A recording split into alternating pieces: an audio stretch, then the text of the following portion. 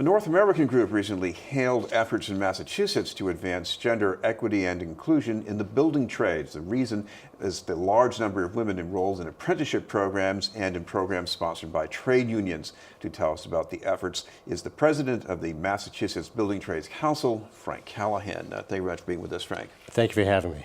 First, Frank, start with the level of inclusion that we're talking about here in Massachusetts. Just to put it in perspective, nationally, there's roughly 3 to 3.4% of the construction workforce is female, which is very low, and we acknowledge that. We're roughly 3 times that. We're about 8.5 to 9% in the apprenticeship component. The reason I make that distinction is it's not that we're at 8.5 to 9% in the workforce in Massachusetts, but you have to get that workforce built up, you have to develop it at the educational level, which in our case is our apprenticeship programs. Well, right now, it's clear there are so many jobs to fill that I'm sure contractors are going to be as inclusive as they can maybe, but the push to get more women into the building trade, it didn't just start with the building boom. It goes back quite a ways, doesn't it? It goes back quite a ways. Actually, it was an initial program during the Big Dig, which went fits and starts. And then when current mayor, Boston Mayor Marty Walsh, headed up the Boston Building Trades Council, he reinvigorated a program we call Building Pathways. And that's been a great success. It still continues. It's been so successful that we've expanded it in other parts of the state, southeastern Mass, Worcester County, western Massachusetts, and now on the North Shore. And that's to bring in people of color and women, traditionally underserved communities in the building trades.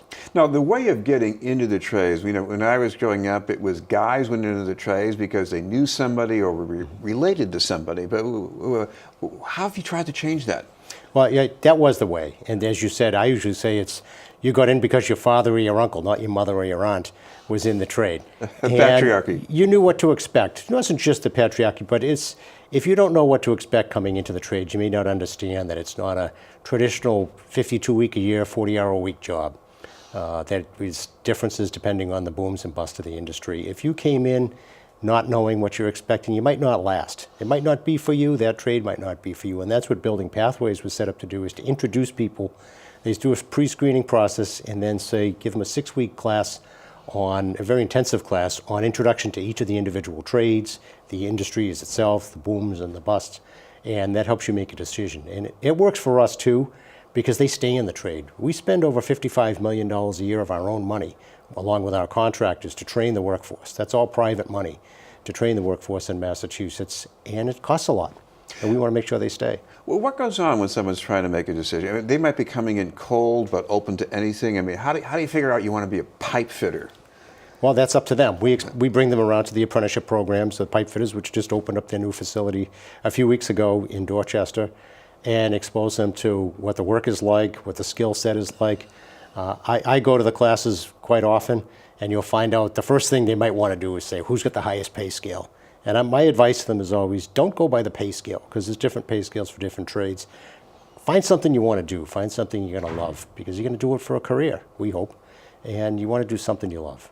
Right, and you say that this is a career. You didn't just call it a job. Well, what's the difference in this case? Well, the difference is you see sometimes like a developer will come to a city and say, we're going to build this, $50 million project and we're going to create this many jobs.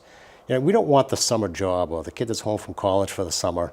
Yeah, it's not bad. He makes a few bucks, puts some money in their pocket. We want someone who stays in it for a career. In our case, in the industry, you may work for half a dozen employers, but particularly in the union model, you're a pipe fitter, as you use the example, or an iron worker, or an electrician, or any of the other 15 crafts. And once you get laid off or you move on to the next job, you can go back to the union hall and say you're available for work. But the benefit of our model in the union side is your health insurance, your pension, your annuity, your job protections, they all revert back to a collective bargaining agreement, so your benefits follow you. No, that is one of the things about Massachusetts, too, is that the pay scale here, along with the workload, it's really unusual, isn't it? Well, we're among the higher in the country, but it's a high cost of living state as well. So that is reflective of our overall economy, but also we think our members earn every single penny they have. When you're driving out in a day like this in the rain or in the winter or on the hot days of the summer, they earn every penny, and they're highly skilled, highly trained professionals who've completed anywhere from a 3 to 5 year apprenticeship program, which is very rigorous. I imagine this also makes a very big difference as far as lifting families out of poverty, too.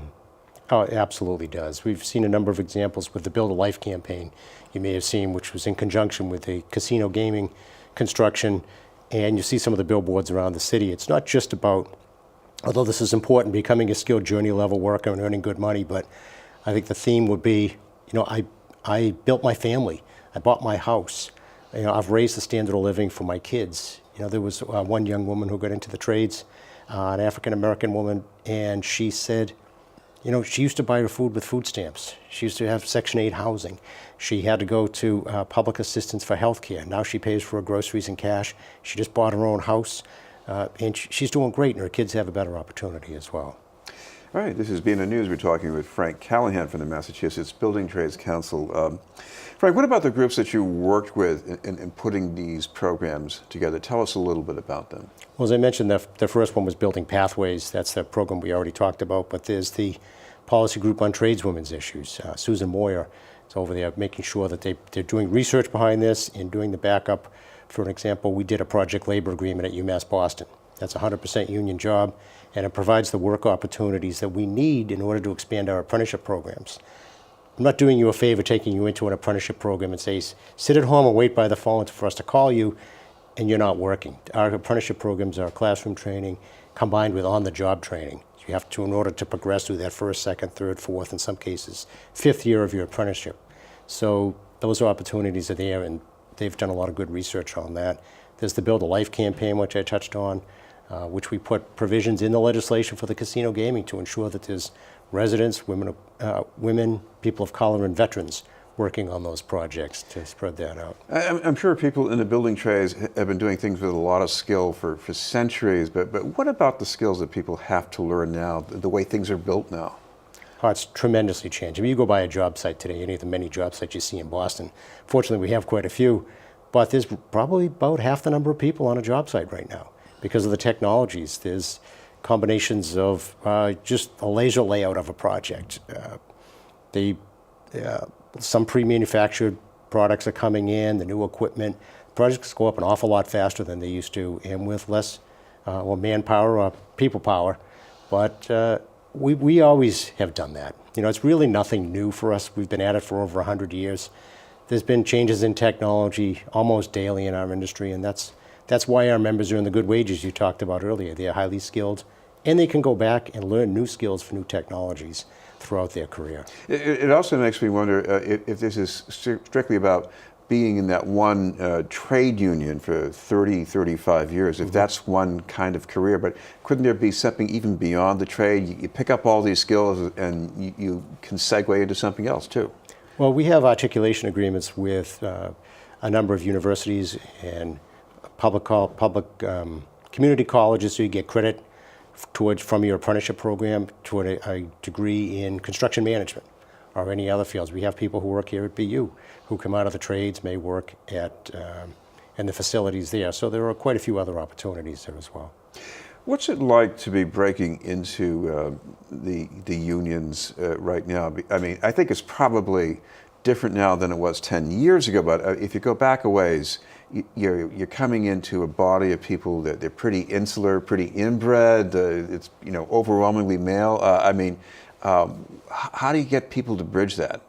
Well, one of the very successful components is what we call Tradeswomen's Tuesdays in the case of women in the trades, because it's difficult, no matter what field you're in or area of life, to be the only. I say whether you're the only woman, the only person of color, or any other category. And what they've done with Tradeswomen's Tuesdays is build a network and build a mentoring program. So it's when you go on a job site now, you see a lot more women. So again, you're not the only. You're not the only African American on the job. So there's a bit of a camaraderie which goes right up through the trades. Of course, what's also changing is families. It was once a time that when a guy went to work in construction, mom was at home with the kids.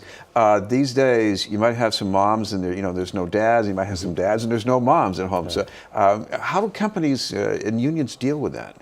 Well, some trades may have programs in their collective bargaining agreements or through the union hall to provide benefits for daycare, but as we talked about before the show, it's a little bit more difficult in construction because the mobile nature of the workforce and the work itself. So to set up a daycare center is different than if, say, all the employees here at BU were or to set up a daycare center and you have eligibility there. It's much more difficult, but we are looking at that in a serious way. So if people want to find out about these programs and at least explore, if not go farther, what's the best thing to do first? Well, our website at the Mass Building Trades Council is one word, massbuildingtrades.org, and you'll click on for apprenticeship, and there's a directory of apprenticeship programs. There's Building Pathways, particularly in the Boston area, has a Facebook and a website to find out more about their opportunities. But that's a good starting place is our website, which has a directory of all the trades, all their apprenticeship programs, and a brief description. Now, I'm sure that getting into a training program involves a personal commitment, but on the other hand, how affordable are these programs? They're free. It doesn't get much more affordable Can't get much than more that. than that then.